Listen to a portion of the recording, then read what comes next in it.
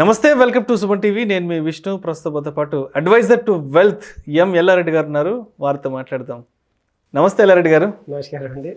యల్లారెడ్డి గారు, ఎలాంటి ఇన్వెస్ట్మెంట్ చేద్దామన్నా సరే ఒక ఫైనాన్షియల్ అడ్వైజర్ యొక్క ఆవశ్యకత, అవసరం ఎంతవరకు ఉంటుందంటారు? అసలు ఏ ఏజ్ ఉన్నప్పుడు, ఎలాంటి రైట్ టైంలో ఒక అడ్వైజర్ని కలవాలంటారు?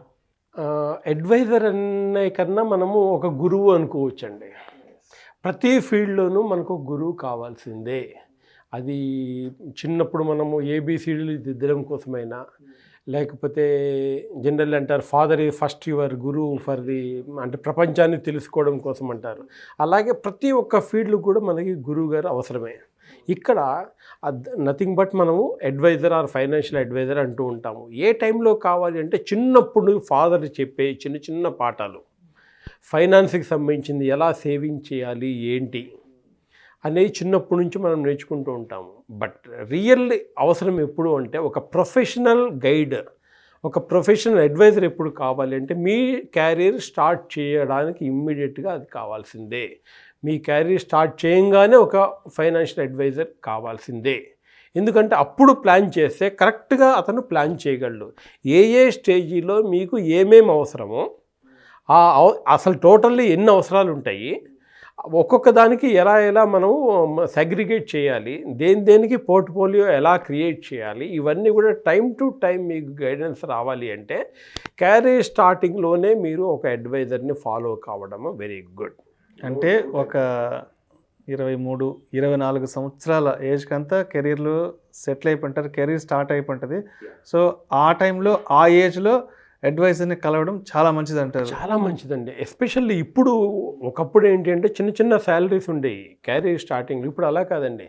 సాఫ్ట్వేర్ మహత్యం వల్ల ఏంటి అంటే, సాఫ్ట్వేరే కాదండి, వేరే చాలా ఫీల్డ్స్ కార్పొరేట్లో చూస్తున్నాము. స్టార్టింగ్ ప్యాకేజే మనకి 12 లక్షలు 25 లక్షలు అలా ఉంటున్నాయి. సో ఆ ఏజ్ యాక్చువల్లీ ఏంటి అంటే రాంగ్ వైపుకి తీసుకెళ్లే ఏజ్ అది. ఆ టైంలోనే మనం కరెక్ట్గా కనుక గైడెన్స్ ఒక ప్రొఫెషనల్ దగ్గరికి అప్రోచ్ కావడం ద్వారా, సో ఆ రాంగ్కి వెళ్ళడమే కాదు, ఇక్కడ కరెక్ట్ మార్గాన్ని ఏమేమి మార్గాలు ఉన్నాయనేది కూడా మిమ్మల్ని తీసుకెళ్తారు. So financial advisor is must అండి. అడ్వైజర్ అనేది చాలా ఇంపార్టెంట్ రోల్ ఒక లైఫ్లో ఉంటుంది. జనరల్లీ చూసుకుంటే అండి, ఈరోజు చాలామంది, అంటే కరోనా టైంలో చాలామంది ఇళ్లలోనే ఉన్నారు. అవును.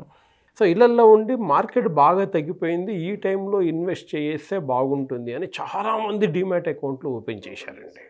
చాలామంది ఆ రిటర్న్స్ చూసేసి ఏమనుకున్నారంటే ఇంకా ఇంతే, ఇలా పెట్టేస్తే అలా వచ్చేస్తుంది అన్న ఒక ఐడియాలో ఉండిపోయారు. అంటే లాస్ట్ 22-23 మంత్స్ నుంచి మార్కెట్ కంటిన్యూస్లీ గ్రోత్ ఉంది. స్టిల్ ఎక్కువ మంది మనీ తీసుకోలేకపోయారు. ఎందుకు అంటే అక్కడ చాలామంది చేసే మిస్టేక్స్ వల్ల. దానికి చాలా సింపుల్గా చెప్పాలంటే అండి, ఇక్కడ జీరోదా సిఈఓ మిస్టర్ నితిన్ కామత్ గారు ఒక కామెంట్ చేశారు. అదేంటంటే, no easy money, less than 1% active traders beat bank FDs. అంటే 100 మంది ట్రేడర్స్లో ఒక్కరు మాత్రమే బ్యాంక్ ఎఫ్డీ కన్నా ఎక్కువ మీరు తీసుకుంటారు. మిగతా 99 మంది బ్యాంక్ ఎఫ్డీలో వచ్చే 5-6% రిటర్న్ కూడా తీసుకోవడం లేదు.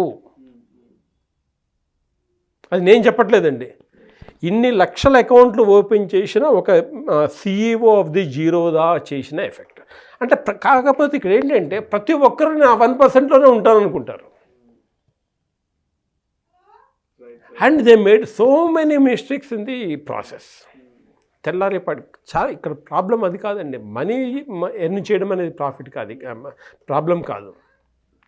చాలామంది ఏం చేస్తున్నారంటే ఆ రిటర్న్ చూసేసి, ఓకే 10 లక్షలు పెడితే నాకు ఇంత వస్తుందా, అదే 1,00,000 పెడితే ఎంత వస్తుంది, 10 లక్షలు పెడితే ఎంత వస్తుంది, 1,00,00,000 రూపాయలు పెడితే ఎంత వస్తుంది, అలా క్యాలిక్యులేషన్ పెట్టేస్తారు. అది మనీ లేదేం చేయాలా, తీసుకోండి. అక్కడ తీసుకుంటారు. పర్సనల్ లోన్స్ ఇవన్నీ తీసుకుంటారు. అదే ప్రాసెస్, ఈరోజు వచ్చింది రేపు కూడా వచ్చేస్తుంది, ఈ నెల వచ్చింది రేపు నెల కూడా వచ్చేస్తుంది అనే ఒక మైండ్ తోటే ఉండిపోతారు. అలా ఇన్వెస్ట్ చేస్తూ ఉన్నారు. రియల్ ట్రేడింగ్ చేశారు ఓవర్ ది పీరియడ్ ఆఫ్ టైంలో. అప్పుల్లో మునిగిపోతున్నారండి చాలా. ప్రాఫిట్లు పక్కన పెట్టండి, రిటర్న్స్ పక్కన పెట్టండి, అప్పుల్లో కూరుకుపోతున్నారు. సో దాని నుంచి బయటపడాలంటే ఇనీషియల్లీ కావాల్సింది కరెక్ట్ అడ్వైజ్ కావాల్సిందే.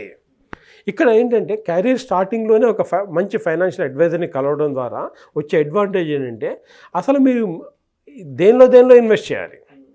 మ్యూచువల్ ఫండ్లోనే ఉన్న వెరైటీస్, అంటే మీకు కావాల్సిన ఎమర్జెన్సీ ఫండ్లో ఎంత కావాలి, లేకపోతే మ్యూచువల్ ఫండ్లో ఎంత కావాలి, షార్ట్ టర్మ్లో ఎంత కావాలి, లాంగ్ టర్మ్లో ఎంత కావాలి, మీ ఫ్యూచర్ ఒక్కొక్క గోల్ కోసం ఎంతెంత పోర్ట్ఫోలియో కావాలి, ప్లస్ మీకు మెడిక్లెయిమ్ ఎంత కావాలి, మీకు పర్సనల్ యాక్సిడెంట్ ఎంత కావాలి, ఇవన్నీ కూడా క్యాలిక్యులేట్ చేసి మీ ముందు పెడతాడు. ఈవెన్ ఓల్డ్ ఏజ్ వాళ్ళకి వీళ్ళందరికీ కూడా ఎస్టేట్ ప్లానింగ్ అని మీరు విన్నారో లేదో. ఎస్టేట్ ప్లానింగ్ అంటే మన తదంతరము వేరే వాళ్ళకి ప్రాబ్లమ్స్ లేకుండా ఎలా వెళ్ళాలి.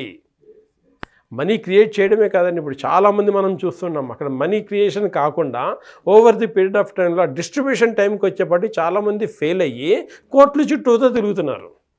సరే మీరు ప్రాపర్టీ ఇద్దాం అనుకున్నారా, లేకపోతే ప్రాబ్లమ్స్ ఇద్దాం అనుకున్నారా మీ ఫ్యూచర్ జనరేషన్స్కి? అవును, అది ఆ సలహా లేకపోవడం ద్వారా వచ్చే ప్రాబ్లమ్స్ ఇదంటే. ఓకేనండి. ప్లస్ ఇంకొకటి consolidation of the financial products. ఒకరు ఒక దగ్గర తీసుకుంటారు, ఇంకొకటి ఇంకో దగ్గర తీసుకుంటారు. ఓవర్ ది పీరియడ్ ఆఫ్ టైంకి వచ్చేపాటికి అంత కన్ఫ్యూజన్.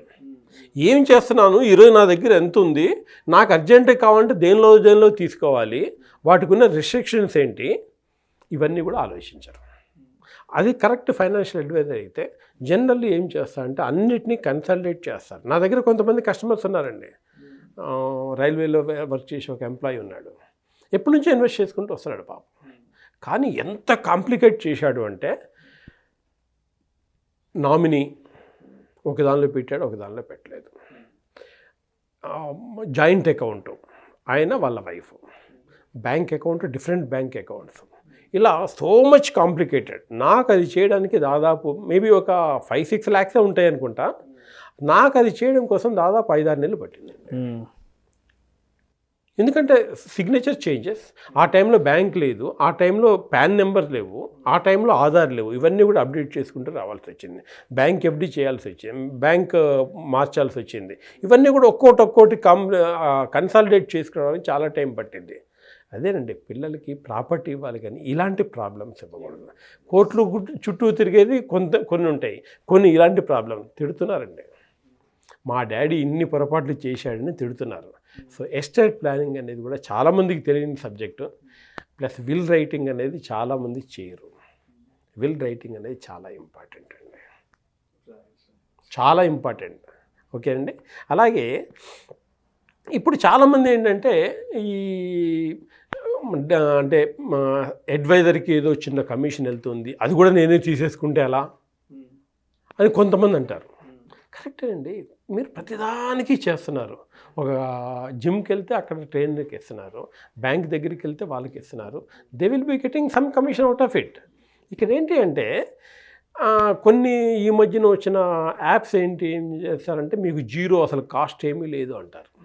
బట్ విచిత్రం ఏంటంటే ఆ పర్టికులర్ కంపెనీలో ఉన్న కొంతమంది all directors and above people నెలకి ₹1 కోటి కన్నా ఎక్కువ శాలరీ తీసుకుంటారు. ఎక్కడి నుంచి వస్తుందండి ఇదంతా? ఇప్పుడు నాకు మొన్న ఒక ఆయన ఫోన్ చేశాడండి, ఒక బ్యాంక్లో అమౌంట్ ఏదో పెట్టాడు, మార్కెట్ పడిపోయింది, ఎమోషన్ అక్కడ ఏంటంటే రీసెంట్గా ఒక 4-5% పడిపోయింది. సార్ నాకు డబ్బులన్నీ మైనస్ అయిపోతున్నాయి, అర్జెంటుగా తీసేయాలి, ఏం చేయాలని ఫోను. వాళ్ళు రెస్పాండ్ కావట్లేదండి, ఆ పర్టికులర్ యాప్ వాళ్ళు రెస్పాండ్ కావట్లేదు. నేనేం చేయాలి ఇప్పుడు? ఎందుకంటే మార్కెట్ కంటిన్యూస్గా ఫాలో అవుతూ వచ్చింది. ఆల్రెడీ ఇప్పుడు నాకు 70,000 మైనస్ ఉందండి, నేను రిటైర్డ్ పర్సన్ని, నా ఏం చేయాలి ఇప్పుడు అని ఫోన్ చేశాడు పాపం. I can understand his feeling. ఏదో సర్దుబాటు చేసి చెప్పేశాను ఏంటి అనేది, కానీ ఆ టైంలో ఆ ఎమోషన్స్ని కంట్రోల్ చేయడం అనేది అక్కడ ఫైనాన్షియల్ అడ్వైజర్ లేరనుకోండి, ఏమైంది? ప్లస్ ఇంకా అంటే అడ్వైజర్ మంచిగా ఉండడం వల్ల ఒక అడ్వాంటేజ్. నేను ఒక కస్టమర్ని కలిశాను, ఆ customer very young, maybe 23-24 years ఉంటారు. మామూలు కాన్సెప్ట్ చెప్పేటప్పుడు మీ రిటైర్మెంట్ కోసం ఇంత అమౌంట్ పెట్టాలి అని చెప్పాను. ఎస్ఐపి అన్నా పెట్టండి, లేకపోతే ఇంత లంసమ్ అన్నా పెట్టండి అని చెప్పాను. Within 3-4 months of his salary ఈ ఫుల్ఫిల్డ్ ఆల్ దిస్. నేను రిటైర్మెంట్ ఫ్రీ సార్, ఆల్రెడీ నా రిటైర్మెంట్ ప్లానింగ్ అయిపోయింది. రీసెంట్ ఒక 4-5 రోజుల క్రితం మళ్ళీ వచ్చాడు. మళ్ళీ వచ్చేసి 15,000 రూపాయలు ఎస్ఐపి పెట్టారు సార్, నాకు ఇదంతా మిగిలే. రిటర్న్ చాలా బాగున్నాయి, కంటిన్యూస్గా ఉంది, ఫైన్, నో ప్రాబ్లం అండి, నేను పెట్టేస్తాను. సో ఆయన గోల్స్ అన్నింటినీ ఒక్కొక్క దానికి ఫుల్ఫిల్ చేసేసి 5 సంవత్సరాలు అయిన తర్వాత ఒక ఇల్లు తీసుకోవాలి, ఎస్, దానికి సంబంధించిన ఒక్కొక్క ప్లానింగ్ చేసేసి మామూలుగా ఇచ్చారు. సో ఇక్కడ డిఫరెంట్ పీపుల్ ఉంటారండి. నాకు అనుకోకుండా మన ఛానల్ ద్వారా వచ్చిన ఎమోషన్స్ ఒక్కోసారి బాధ వస్తుంది, ఒక్కోసారి ఆనందం వస్తుంది, ఒక్కోసారి ఎక్స్పీరియన్స్ తీసుకుంటాన్న ఎఫెక్ట్ ఉంటుంది.